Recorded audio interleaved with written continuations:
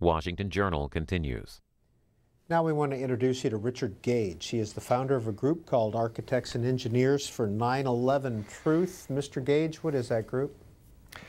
We are a group of 2,200 architects and engineers, a nonprofit organization dedicated to finding out what really happened at the World Trade Center with the destruction of all 3 towers on that day.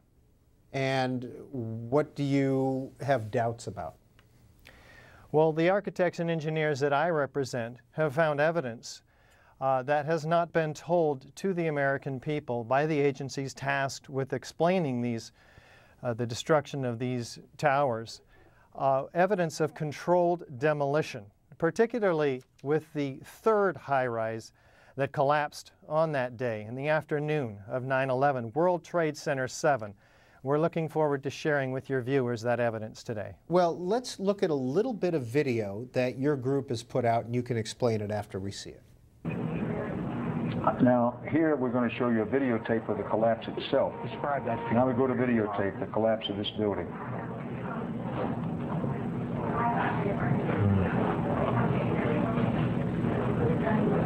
It's amazing. Amazing, incredible, pick your word. For the 3rd time today, it's reminiscent of those pictures we've all seen too much on television before, when a building was deliberately destroyed by well-placed dynamite to knock it down. Mr. Gage, that was Building 7, Dan Rather narrating on CBS Live. It sure was, and most Americans are completely unfamiliar with this. In fact, architects and engineers around the world, mostly all unfamiliar with the 3rd worst structural failure in modern history. I mean, here is a 47-story skyscraper. At 5:20 in the afternoon, it drops like a rock, and I mean this fast. Free fall acceleration, straight down, uniformly, symmetrically, as you saw. Now, a building with 40,000 tons of structural steel cannot fall straight down like we saw due to normal office fires, the official reason given us by NIST, the National Institute of Standards and Technology, without all 80 columns on each floor being removed simultaneously and then synchronistically timed floor by floor. So, Peter, we've seen this like the old hotels in Las Vegas, and as our viewers just saw, it looks exactly like a controlled demolition. But NIST tells us, no, this came down due to normal office fires. So you can begin to see the problem right off the bat. Normal office fires have never brought down a skyscraper ever before.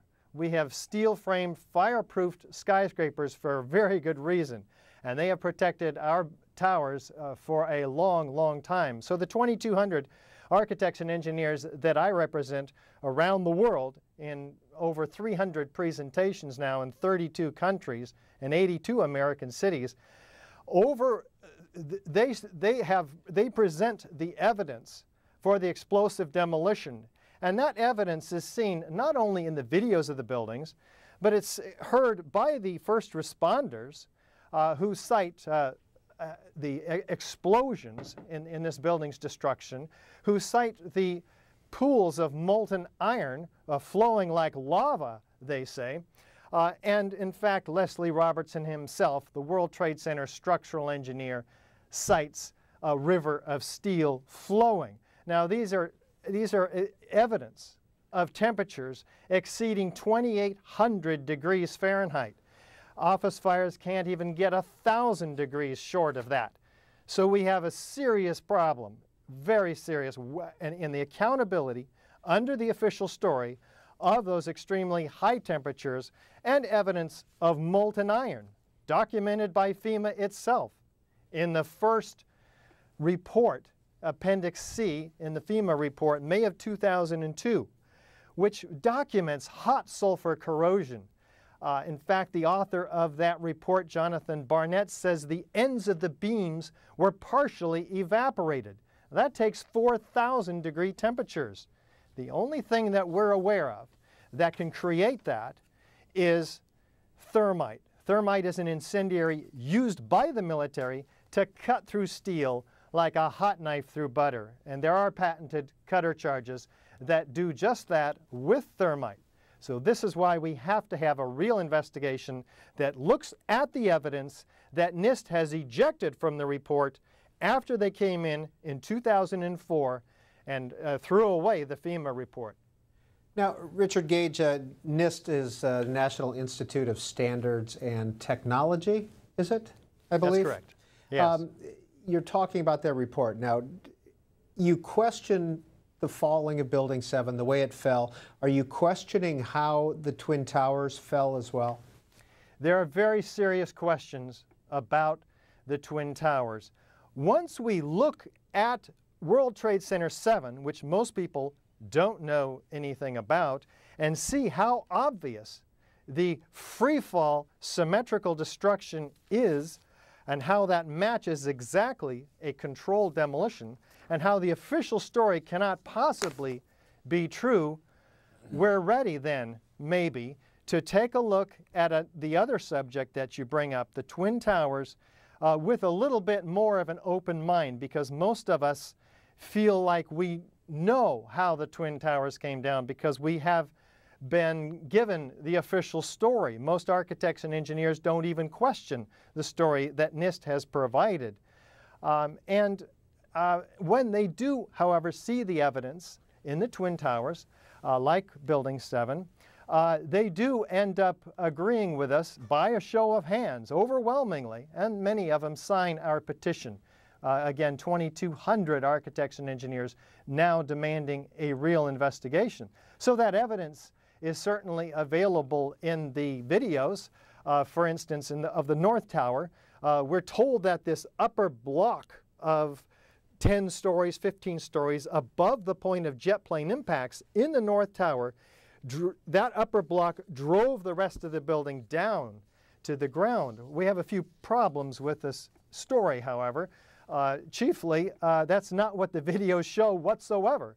That upper portion is destroying itself before there's any downward motion to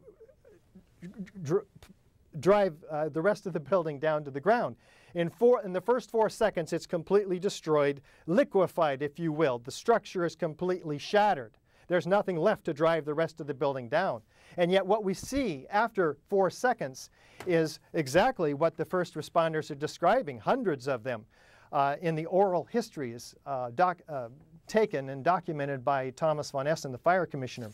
They say, pop, pop, pop, all the way around like a belt, all these explosions. They're describing explosions, they're hearing explosions, they're explosions throughout the building, yet none of these hundreds of eyewitness testimony of explosions are included in the official report.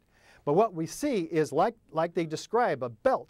All these explosions laterally driving 4-ton perimeter wall sections, structural steel sections, laterally 60 miles an hour in every direction, landing 600 feet away. Isolated, freely flying structural steel sections. This takes an incredible lateral force, up to enough force to eject or fire a 200-pound cannonball 3 miles. We also see explosions below that. Mr. Gage, I apologize for interrupting. I just want to let our viewers know we're going to take a lot of phone calls, and we're going to begin that in just a second. We invited Mr. Gage on this program because from time to time regular viewers of the Journal know that we get phone calls asking about Building 7, regardless of what segment we're talking about. And so we thought we'd investigate this group and give them a chance to have their say. And I want to start with this tweet, Mr. Gage, and it kind of goes to the why. And this is Jim at Lake Gaston. Who gains from this building falling? Why would someone want to demolish it? I think criminal investigators who are trained at looking for suspects in such massive criminal controlled demolitions like these obviously were, have to be employed to look at the means, the motive, and the opportunity. Who benefited? Cui bono? These are the questions that enterprising journalists and criminal investigators should be asking, but in large measure are not for whatever reason. The architects and engineers for 9/11 truth are tasked with the what. And those questions you ask, why, have to also be answered by those who are trained to find suspects with motives and find the motive too. Let's take some calls, Mr. Gage. Max in Milford, Indiana. Please go ahead. Hello. Thank you, C-SPAN, for having Mr. Gage on to tell the inconvenient truth about 9/11, because our whole foreign policy and much of our domestic policies today are all based on 9/11. And there are so many questions to be asked and answered about 9/11, like where is the airplane debris at Shanksville, Pennsylvania? Where are the 4 black boxes from the airplanes? Why did the Bush administration fight an investigation? Why did the 47-story World Trade Center Building 7 collapse? Why were military and political people told not to fly? Who scheduled the hijacking war games on 9/11? Where was NORAD? Who told them to stand down? These are just a few of the questions that need answering. Thank you. Well, I agree with the caller.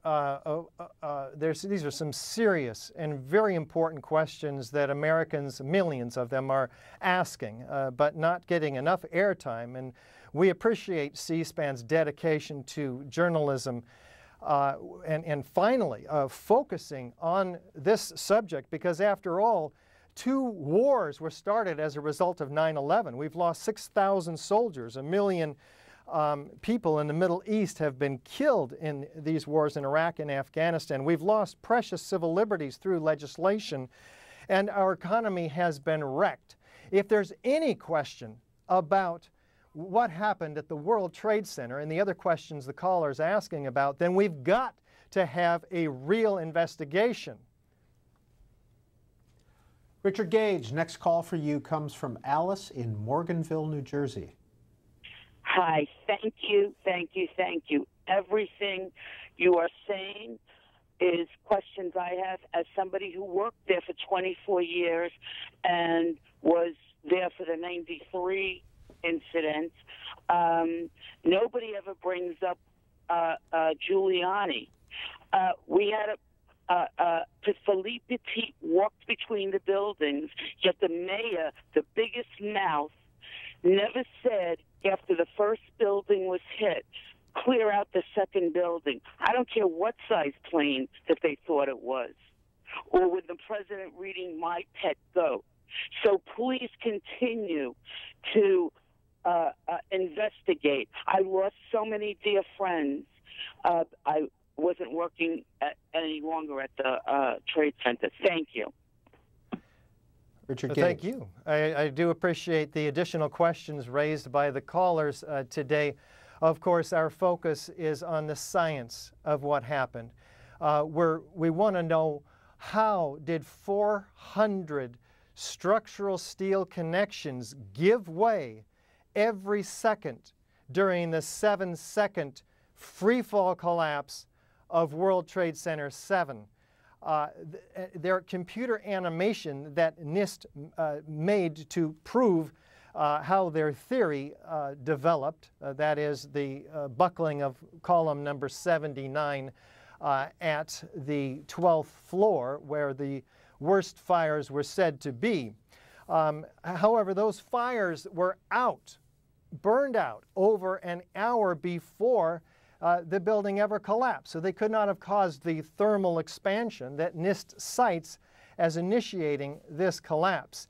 NIST also has a serious problem in fabricating evidence and not including key structural components in their computer model, which they will not release, citing that it would jeopardize public safety were they to release the computer models and the structural drawings for Building 7.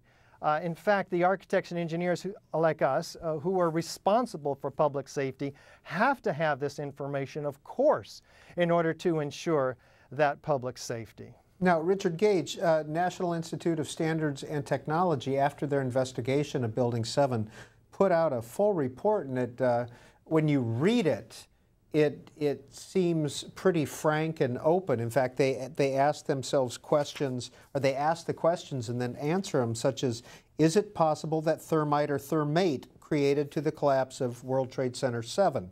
Their answer in here is to apply thermite to a large steel column.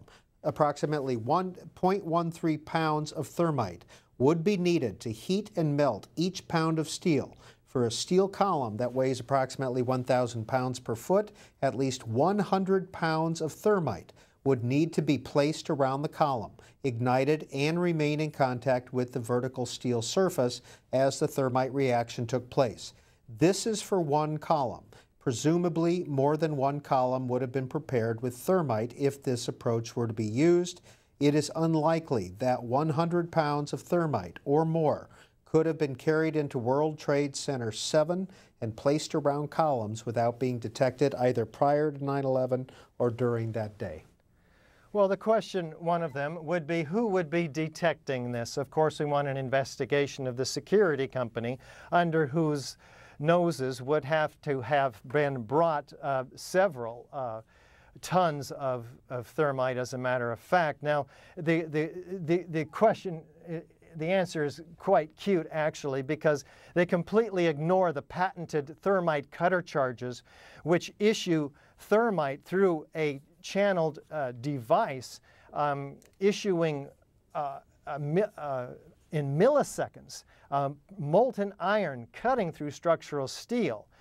This is very well documented, and you don't just pour thermite against a column.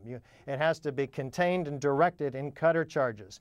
So we'd be looking for that evidence. In fact, what we see, what FEMA documents, is molten iron. In fact, molten concrete as well, which takes 3,000 degrees of temperature. Where does that come from? It can only come from thermite, an incendiary used by the military, again, to cut through steel like a hot knife through butter. So the evidence is there for thermite, and patented cutter charges are, in fact, made with consolidated thermite. All that would be left is molten iron. And indeed, that's what's found in the basements of the Twin Towers, in the debris pile under World Trade Center 7, and it was not included in the official report by NIST, comprising 1,000 pages of obfuscation and actually lies. Next call for Richard Gage. Eric, Antioch, California. Hi, I'd just like to say that I really enjoy C-SPAN, and there's been a lot of callers a lot of times that I've heard calling about this issue, and I'd like to thank C-SPAN for allowing this to come up, and congratulations to all the people's calls finally bringing it forward. And that's all I have to say. We'll move on to Cologne, Germany. This is Sinan calling in from Cologne. Yeah, hello. Thank you for taking my call, Mr. Gage. As we all know, there were many eyewitnesses, I call them crime scene witnesses, on that morning of 9/11.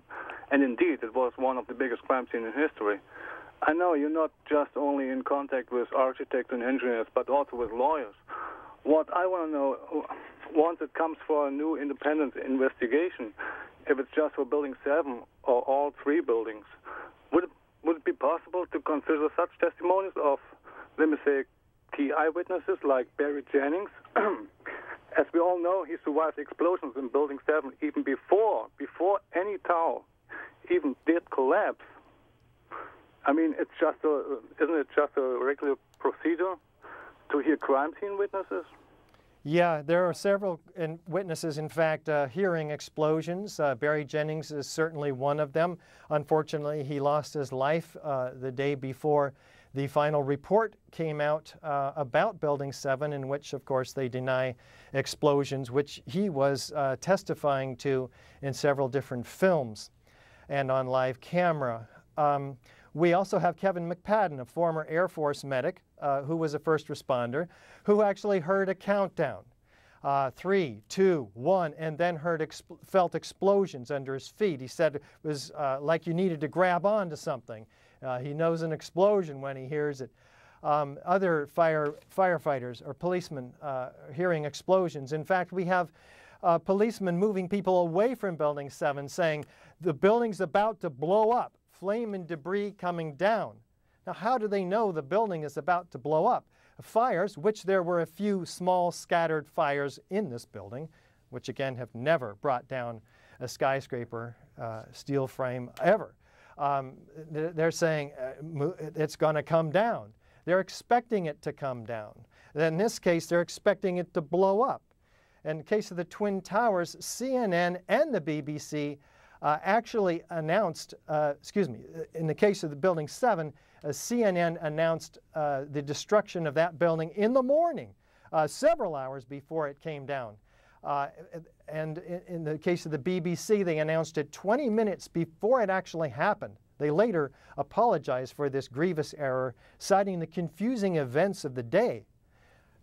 Something is going on here that needs to be investigated. Why can't we get governmental officials to investigate that? Every one of our CNN viewers today should be calling their congressmen and finding out, and senators, finding out why they're not investigating the worst mass murder in U.S. history and the third worst structural failure in modern history. This is absolutely an extraordinary and unacceptable situation. And that's why we have 2,200 architects and engineers all about this, all over the country. Richard Gage, what do you do for a living, and when did you come to believe what you believe? Well, I founded Architects and Engineers for 9/11 Truth 8 years ago when I heard on the radio another researcher, David Ray Griffin, now the author of 10 books on the subject, who delves, by the way, into many of the other issues that the earlier callers have brought up outside of the World Trade Center, which is our narrower scope of investigation.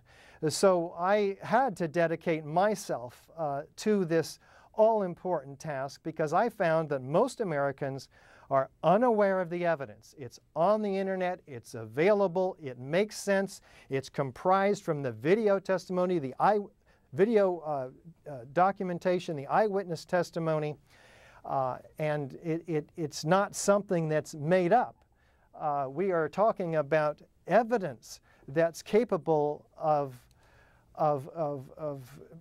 being brought into a court and standing up against the process, the legal process. So let's, like the other caller said, let's get it going. Let's get some effort, as we are, in fact, pursuing various legal efforts, including against NIST themselves for fraudulent building reports. And back to the National Institute of Standards and Technology report. This is the question. An emergency responder caught in World Trade Center 7 between the 6th and 8th floors said he heard 2 loud booms. Isn't that evidence that there was an explosion? NIST's answer: the sound levels reported by all witnesses do not match the sound level of an explosion that would have been required to cause the collapse of the building. Yeah, they actually say it would be a loud boom, you'd hear it for miles, but what they're referring to is high-energy explosives, which are normally used to bring down high-rises, like the old hotels in Las Vegas, which we've all seen, which Building 7 looks exactly like. But if they used thermite, an incendiary, which operates by heat instead of gas expansion and force and loud bangs and bright flashes, thermite instead would be much quieter, but there would still be some explosions heard, which in fact were heard. Laura tweets in, what do the 9/11 truthers think happened in Pennsylvania and at the Pentagon? Were they terrorist attacks?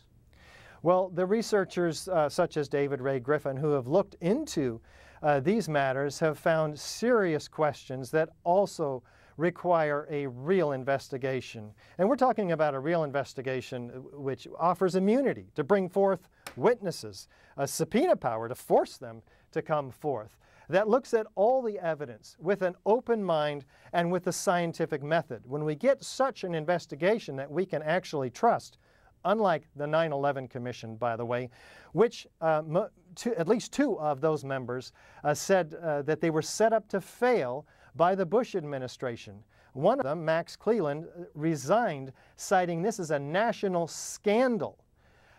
This is pretty extraordinary evidence. In fact, the attorney for the 9/11 Commission, John Farmer, cited that there was a decision at some point not to tell the American people the truth. The American people deserve the truth, Peter. Mike, Safety Harbor, Florida. Go ahead.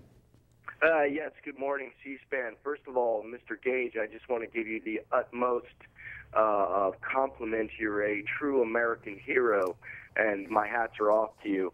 The very first caller was right when he listed the lengthy list of anomalies. The science for the destruction of the Twin Towers through explosives such as nanothermite is there. It's overwhelming. I personally have spent hundreds of hours of my personal time going over various information through Shanksville, the Pentagon, as well as the Twin Towers. Mike Rupert did an excellent presentation that you can pull up on YouTube where he actually goes through who would actually have benefited from the Twin Towers being brought down.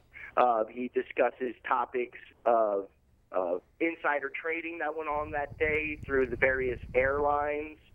He talks about defense contracting. There's a lot of things that he touches on that have a lot of credibility. The one thing we need to stay away from is partisanship, because until we can prove who actually is involved, we should try to avoid dropping large names. Because it's counterproductive. Although I do believe the way you do, there's a lot of questions that the Bush administration needs to answer. My last question for you is, I was curious, have you personally or your family or anyone with the organization, have you had any threats, harm to your life or anything of that nature? And I'll take your answer off the air. Thank you very much for C-SPAN. I'm delighted to say that I have not had any problems with threats, and I'm eternally grateful for that. I don't need that in my life. I'm just a normal, everyday architect and person who is very concerned about our country. As an American, I am deeply disturbed about the state of affairs when a deception on the scale of these 3 criminal-controlled demolitions can occur, and most Americans, certainly not all, fortunately, have been deceived. And most of our elected representatives are unwilling to tackle the very serious issues before them.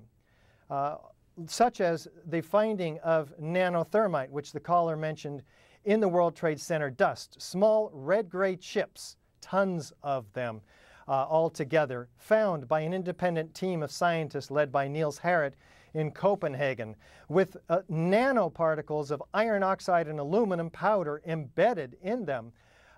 Very clearly the most advanced materials made in extremely sophisticated Defense Department contracting laboratories. This material should not be found in all the World Trade Center dust, and yet there it is, and unexplained by the official analysis of the dust samples by R.J. Lee and the USGS, which, by the way, also found evidence of molten iron in the dust, which cannot be accounted for by the official story. Of course, jet fuel office fires can't possibly account for temperatures exceeding 2,800 degrees. Office fires can't even get up to 1,800 degrees. From the NIST report, some people have said that a failure at one column should not have produced a symmetrical fall like this one. What is NIST's answer to those assertions? World Trade Center 7's collapse, NIST says, viewed from the exterior, most videos were taken from the north, did appear to fall almost uniformly as a single unit. This occurred because the interior failures that took place did not cause the exterior framing to fail until the final stages of the building collapse. The interior floor framing and columns collapsed downward and pulled away from the exterior frame. There were clues that internal damage was taking place prior to the downward movement of the exterior frame. Here's another one of NIST's cute answers to an extremely difficult question. You cannot have the interior of a 47-story, 40,000-ton structural steel frame fail without pulling in the side of the building and causing massive warpage on the exterior perimeter structural steel system. It can't happen. They're talking, once again, in their computer models, which betrays their own theory, that we have 400 structural steel connections that have to fail in their computer models in order to get that interior to fail, and then the exterior. We don't even have massive window breakage on the exterior. It can't happen. In fact, what does happen is the penthouse drops, the main penthouse, a half a second prior to the overall. So just half a second prior, the penthouse drops, then the overall building drops again. How fast? Free fall acceleration. That fast, 7 seconds. Total structural shattering of the entire structural steel system, beam from column almost. So this can't happen unless all of those are compromised. See, when you have a pile driver that's driving the rest of the building down, it's doing work. In this case, it's falling at free fall, meaning all of its energy is transferred to kinetic energy or motion. There's no energy left to do any work, such as driving the rest of the building down to the ground. That work has to have come from another force. Again, that force is most likely thermite incendiaries, for which we have the evidence in the rubble pile.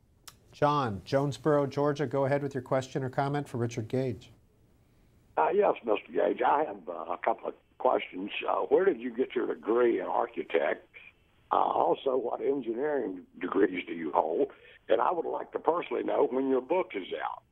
I've been a steel worker for 50 years, and I can assure you that all this centrifugal force and the downfall and this and that, hey, if you put enough weight on a building, it's like, you got a paper building. You drop a 5-pound weight on it and see if it'll crush it. So yeah, well, I appreciate that. I went to you. Just a second, Mr. Gage. For the book. Thank you. Oh, thank you. Go ahead. I appreciate that. I went to the University of Southern California in 1986. I had my degree and licensed in 1988.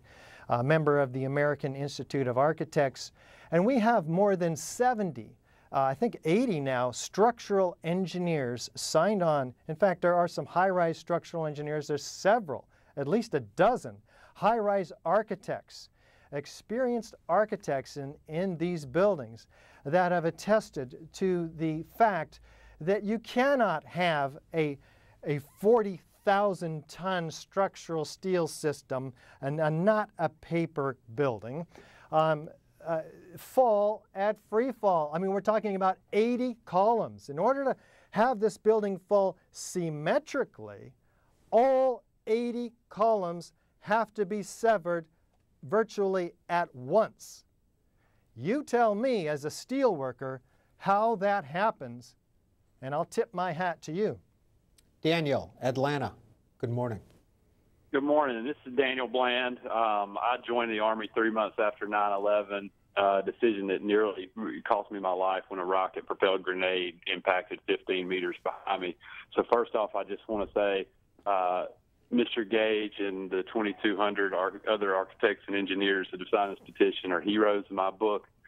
I'd also like to give a props to C-SPAN for bringing light to this important information.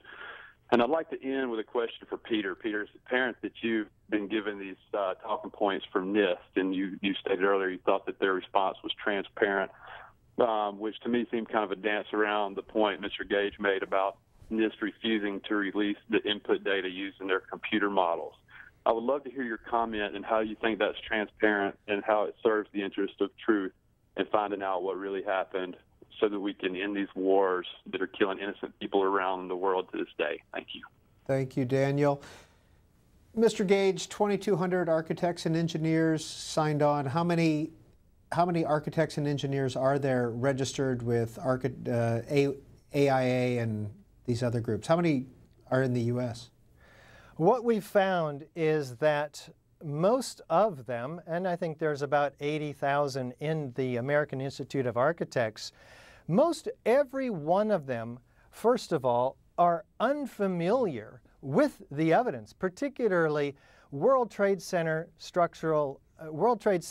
Building 7. And this is the third worst structural failure in modern history, and yet architects and engineers are not familiar with it. So when we travel, we get them in our audiences, and just like lay people in the audience, they end up agreeing with us by an overwhelming majority. I mean, like 90 to 100% of them when they see this building coming down, which, by the way, they can see also on our website, ae911truth.org. That's ae911truth.org, on which people can see the building coming down and, of course, in the exact manner of classic controlled demolition. So the problem is, A, architects are expressing opinions, a lot of them, and engineers, before they see the evidence. Those opinions are uninformed. You have to see the evidence to have an informed opinion. When they do, they end up agreeing with us. I think that's extremely important. It's also telling, why are they not informed? Why hasn't other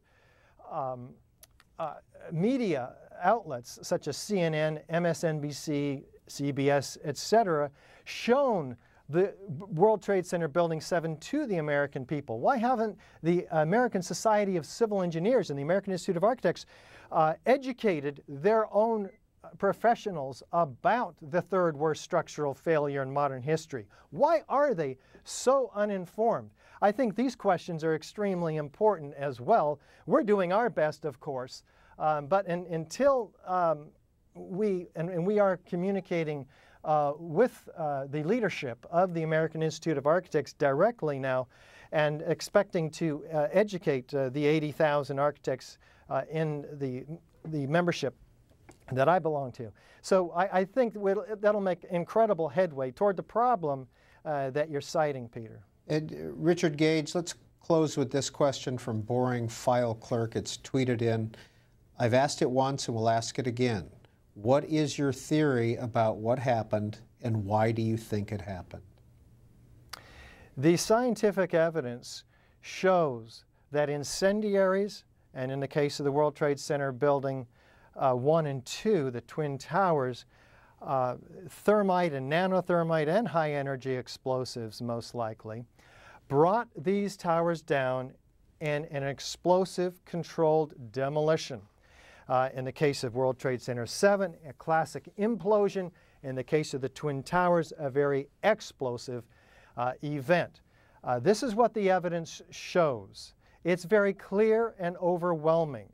And we're asking all Americans to first get informed, and second, and you can get informed at our website and with our DVD, which is called 9/11 Explosive Evidence, Experts Speak Out. Just Google Experts Speak Out. It will come right up.